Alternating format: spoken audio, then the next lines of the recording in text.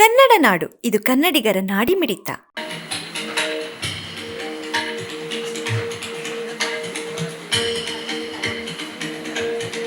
ಏನೇ ಸಾಧನೆಗಳು ಮಾಡಿದ್ರು ಕೂಡ ಕೇವಲ ಪುರುಷರು ಮಾತ್ರ ಏನಾದರೂ ಸಾಧನೆ ಮಾಡಬಹುದು ಅಂತಕ್ಕಂಥ ಒಂದು ಪರಿಕಲ್ಪನೆಯಲ್ಲಿ ನಡೆದುಕೊಂಡು ಬಂದಿರತಕ್ಕಂಥ ನಮ್ಮದು ದೇಶ. ಅಂಥದ್ರಲ್ಲಿ ಕೆಲವು ಜನ ಮಾತ್ರ ಮಹಿಳೆಯರು ಯಾವ ಪುರುಷರಿಗೂ ಕೂಡ ಕಡಿಮೆ ಇಲ್ಲದಂತೆ ಅವರನ್ನೂ ಮೀರಿ ಸಾಧನೆ ಮಾಡಿರ್ತಕ್ಕಂಥ ಕೆಲವು ಪ್ರಮುಖ ಮಹಿಳೆಯರಲ್ಲಿ ಶ್ರೀಮತಿ ವರಕೆ ಓಬವ್ವ ಕೂಡ ಒಬ್ಬರು. ಯಾಕಂದ್ರೆ ನಮ್ಮಲ್ಲಿ ಏನೋ ಒಂದು ಕಷ್ಟದ ಕೆಲಸ ಮಾಡಬೇಕು ಅಥವಾ ಹೋರಾಟ ಮಾಡಬೇಕು ಅಂತಂದ್ರೆ ಪುರುಷರು ಮಾತ್ರ ಮಾಡಬಹುದು ಅಂತಕ್ಕಂಥ ಒಂದು ಸಂದರ್ಭದಲ್ಲಿ ಏನು ಈ ವೀರವನಿತೆ ವನಿಕೆ ಓಬವ್ವ ನಿಮ್ಗೆಲ್ಲರಿಗೂ ಕೂಡ ಗೊತ್ತಿರತಕ್ಕಂಥ ವಿಷಯ. ಹೈದರಾಲಿಯ ಸೈನ್ಯ ವೀರ ಮದಕರಿಯ ನಾಡಾಗಿರ್ತಕ್ಕಂಥ ಚಿತ್ರದುರ್ಗದ ಕೋಟೆಗೆ ಯುವಕರು ವಿದ್ಯಾರ್ಥಿಗಳು ಗಮನ ಇಟ್ಟು ಕೇಳಬೇಕು. ಇತಿಹಾಸದಲ್ಲಿ ಬರ್ತಕ್ಕಂಥ ಅನೇಕ ವಿಷಯಗಳು ನಾವು ಮರ್ತೋಗಿರ್ತೀವಿ, ಗಮನ ಇಟ್ಟು ಕೇಳಬೇಕು.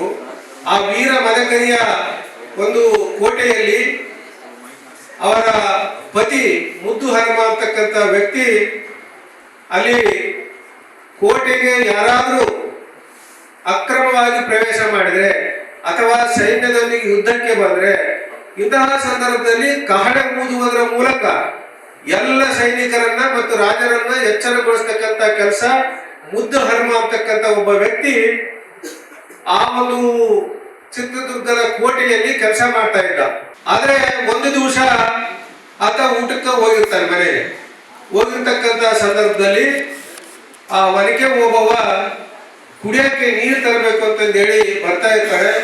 ಬರ್ತಕ್ಕಂಥ ಸಂದರ್ಭದಲ್ಲಿ ಈ ಕೋಟೆಗಳು ಯಾವ ರೀತಿ ಇರ್ತಾವಂದ್ರೆ ಕೋಟೆಗಳಿಗೆ ಅನೇಕ ದೊಡ್ಡ ದೊಡ್ಡ ಬಾಗಿಲುಗಳು ಇದ್ರೂ ಸಹ, ಅಂದ್ರೆ ಬಾಗಿಲುಗಳು ಮುಖ್ಯ ಬಾಗಿಲುಗಳು 4 ಇರ್ಬೋದು, 10 ಇರ್ಬೋದು, ಮತ್ತೆ ಚಿಕ್ಕ ಚಿಕ್ಕ ಬಾಗಿಲುಗಳು ಇರ್ತವೆ. ಅದಲ್ಲದೆ ಒಂದು ವಿಶೇಷ ಸಂದರ್ಭದಲ್ಲಿ ಯಾವತ್ತಾದ್ರೂ ನಮಗೆ ಬೇಕಾಗ್ತದೆ ಅಂತಕ್ಕಂಥ ಒಂದು ಉದ್ದೇಶದಿಂದ ಒಂದು ಕಿಂಡಿಗಳನ್ನ ಮಾಡಿರ್ತಾರೆ. ಅವು ಗುಪ್ತವಾಗಿ ಇಟ್ಟಿರ್ತಾರೆ, ಯಾರಿಗೂ ಕೂಡ ಗೊತ್ತಿರೋದಿಲ್ಲ. ಅಂದ್ರೆ ವಿರೋಧಿಗಳಿಗೆ ಗೊತ್ತಾಗಬಾರ್ದು. ಒಂದು ಅರಮನೆ ಆಗಿದ್ರು ಅಷ್ಟೇ, ಒಂದು ಕೋಟೆ ಆಗಿದ್ರು ಅಷ್ಟೇ, ಯಾರಿಗೂ ಕೂಡ ಶತ್ರುಗಳಿಗೆ ಗೊತ್ತಾಗದ ರೀತಿಯಲ್ಲಿ ಒಂದು ಗುಪ್ತವಾಗಿರ್ತಕ್ಕಂಥ ಒಂದು ಮಾರ್ಗವನ್ನ ಮಾಡಿರ್ತಾರೆ. ಯಾಕಂದ್ರೆ ನಾವೆಷ್ಟೇ ಬಲಶಾಲಿಗಳಾಗಿದ್ರು ಕೂಡ, ಯಾವುದೇ ರಾಜ ಆಗಿರ್ಬೋದು, ಯಾವುದೇ ರಾಜ್ಯ ಆಗಿರ್ಬೋದು, ಯಾರೇ ಆಗಿರ್ಬೋದು, ಎಷ್ಟೇ ಬಲಶಾಲಿಗಳಾಗಿದ್ರು ಕೂಡ ಕೆಲವೊಂದು ಸಂದರ್ಭದಲ್ಲಿ ಶತ್ರು ದೇಶದ ರಾಜರು ಅಂದ್ರೆ ನಮಗಿಂತ ಬಲಶಾಲಿಗಳಾಗಿರ್ತಕ್ಕಂಥವ್ರು ಬಂದ್ರೆ ಆ ಒಂದು ಸಂದರ್ಭದಲ್ಲಿ ಏನ್ ಮಾಡ್ತಾರೆ ಅಂದ್ರೆ ಸಾಕಷ್ಟು ಹೋರಾಟ ಮಾಡ್ತಾರೆ. ಕೊನೆಗೆ ಹೋರಾಟ ಮಾಡಲು ಸಾಧ್ಯವಿಲ್ಲ ಅಂತಕ್ಕಂಥ ಸಂದರ್ಭ ಬಂದಾಗ ಆ ಏನು ಗುಪ್ತ ದ್ವಾರಗಳನ್ನು ಮಾಡಿರ್ತಾರಲ್ಲ, ಆ ದ್ವಾರದ ಮೂಲಕ ಕನಿಷ್ಠ ರಾಜ ಮತ್ತು ಅವರ ಪರಿವಾರವನ್ನಾದರೂ ರಕ್ಷಣೆ ಮಾಡಿ ಬೇರೆ ಕಡೆ ಸಾಗಿಸಿದ್ರೆ ಮುಂದಿನ ದಿನಗಳಲ್ಲಿ ಮತ್ತೆ ಅವನು ಒಂದು ಸೈನ್ಯವನ್ನ ಒಗ್ಗೂಡಿಸಿಕೊಂಡು ಯಾರಿಂದ ಸೋತಿರ್ತಾನೋ ಅವನನ್ನ ಮತ್ತೆ ಗೆಲ್ತಕ್ಕಂಥ ಸಾಧ್ಯತೆಗಳು ಇರ್ತವೆ. ಅದಕ್ಕಾಗಿ ಒಂದು ಅರಮನೆ ಆಗಿರ್ಬೋದು, ಕೋಟೆ ಆಗಿರ್ಬೋದು, ಒಂದು ಗುಪ್ತ ದ್ವಾರವನ್ನು ಮಾಡಿರ್ತಾರೆ. ಆ ರೀತಿಯಾಗಿರ್ತಕ್ಕಂಥ ಗುಪ್ತ ದ್ವಾರ ಅಂದ್ರೆ ಕೋಟೆಯ ಪರಿಕಲ್ಪನೆ ತಮ್ಗೆಲ್ಲರಿಗೂ ಬರಬೇಕು.